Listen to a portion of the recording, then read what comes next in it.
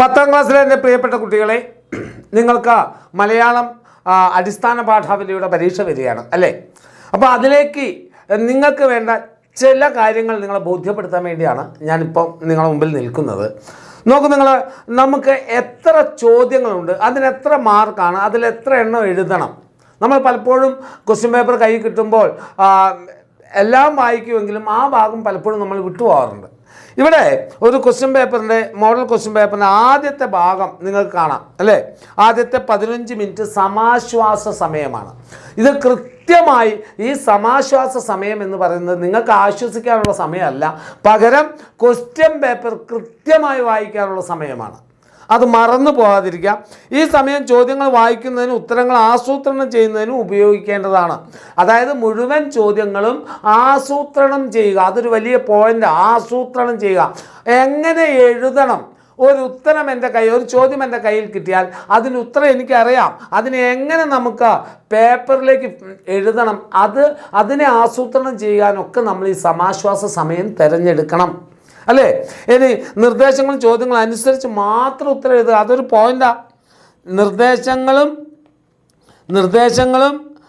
ചോദ്യങ്ങളും അനുസരിച്ച് മാത്രം ഉത്തരം എഴുതുക. പലപ്പോഴും നമുക്ക് അതിന് പറ്റാറില്ല.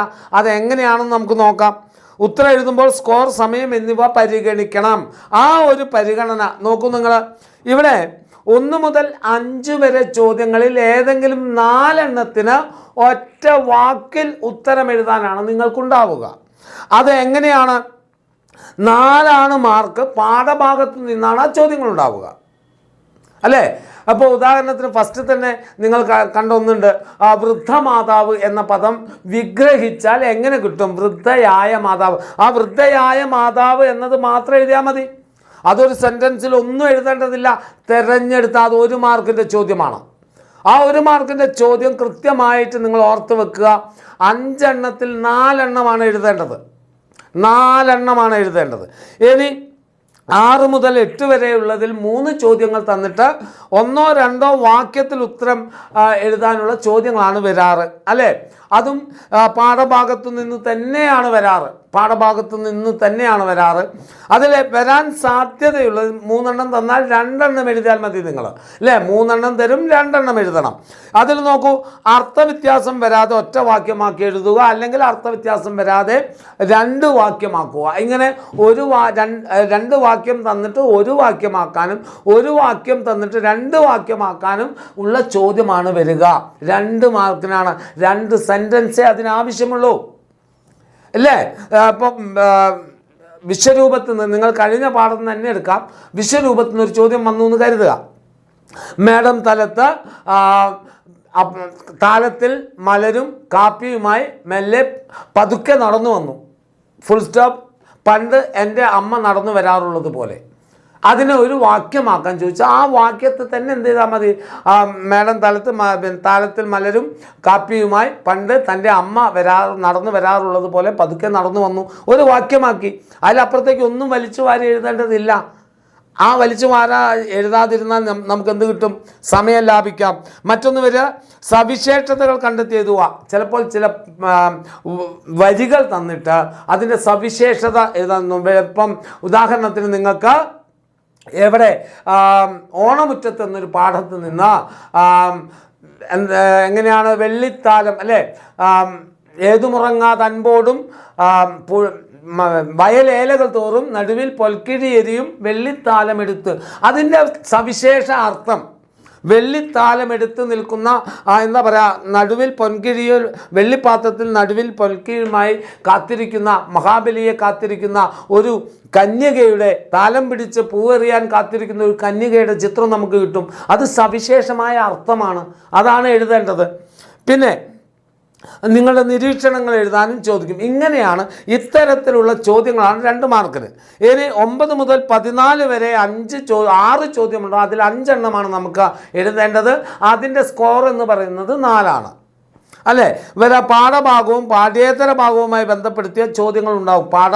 പാഠഭാഗം തന്നിട്ട് അതിനോട് ഇപ്പോഴത്തെ കാലത്തെ സംഭവങ്ങൾ, അതായത് പഠിക്കാനില്ലാത്ത കാര്യവും പഠിക്കാനുള്ള കാര്യവും കൂടെ താരതമ്യം ചെയ്യുന്ന ചോദ്യങ്ങൾ വരാം. പിന്നെന്ത് വരാം? കുറിപ്പ് തയ്യാറാക്കാൻ വരാം അല്ലേ? നിരീക്ഷണങ്ങൾ എഴുതാൻ വരാം. പ്രതികരണം എഴുതാൻ വരാം. ഇങ്ങനെയൊക്കെ വരുമ്പോൾ നമുക്ക് എങ്ങനെ എഴുതണം? ആ അരപ്പുറത്തിൽ കവിയാതെ എന്നാണ് നിങ്ങൾക്ക് തന്നിരിക്കുന്ന ചോദ്യത്തിൻ്റെ ആ പാറ്റേൺ. അരപ്പുറത്തിൽ കവിയാതെ എഴുതാനാണ്. അരപ്പുറം എന്നുള്ളത് നിങ്ങൾക്ക് ഉത്തരം പൂർണ്ണമായില്ല, ഒരു 2-3 വരി കൂടെ ഒക്കെ എഴുതാം. അല്ലാതെ 4 മാർക്കിന് 1.5 പുറമോ 2 പുറമോ എഴുതി വെക്കരുത്. 4 മാർക്കിൻ്റെ 5 ചോദ്യം. ഇതിന് നമുക്ക് ടൈം മാനേജ്മെൻ്റ് ഒക്കെ പറയാനുണ്ട് അല്ലേ? ഇനി 15 മുതൽ 17 വരെ 3 ചോദ്യം തരും. 6 മാർക്കിൻ്റെ 2 എണ്ണം എഴുതിയാൽ മതി. അത് എന്തൊക്കെ ഒരു പാഠഭാഗവും പാഠ്യേതര ഭാഗവുമായി ബന്ധപ്പെടുത്തിയ ചോദ്യങ്ങൾ തന്നെയാണ്. പ്രഭാഷണം, കഥാപാത്ര നിരൂപണം, ഉപന്യാസം, ഇത്രയുമാണ് ആ ഭാഗത്തുണ്ടാവുക. അങ്ങനെ വരുമ്പോൾ ഒരു പുറം മാക്സിമം 1.25 പുറം എഴുതണം. അപ്പോൾ ഇങ്ങനെയാണ് നിങ്ങളുടെ ക്വസ്റ്റ്യൻ പാറ്റേൺ. ഇത് കണ്ടിട്ട് നിങ്ങൾ എത്ര എണ്ണം എഴുതിയാൽ മതി? 4, 2, 6, 5, 11, 2, 13, 17 ചോദ്യങ്ങളിൽ 13 എണ്ണത്തിന് നിങ്ങൾ ഉത്തരം എഴുതിയാൽ മതി. നിങ്ങൾ പ്രത്യേകിച്ച് ചെയ്യേണ്ട ഒരു കാര്യം എന്താണ്? മുഴുവൻ ചോദ്യങ്ങളും അതിൻ്റെ എന്താണോ നിർദ്ദേശം അതനുസരിച്ച് എഴുതുക. അഡീഷണൽ ക്വസ്റ്റ്യൻ നിങ്ങൾക്ക് എഴുതാം. എങ്ങനെയാണെങ്കിൽ മാത്രം നിങ്ങൾക്ക് അവസാനം സമയം അനുവദിക്കുമെങ്കിൽ മാത്രം. മറന്നു പോവരുത്. നിങ്ങൾക്ക് സമയം അനുവദിക്കുമെങ്കിൽ അവസാനം നിങ്ങൾക്ക് എന്ത് എഴുതാം? ആ അഡീഷണൽ ചോദ്യങ്ങളുടെ ഉത്തരം എഴുതാം.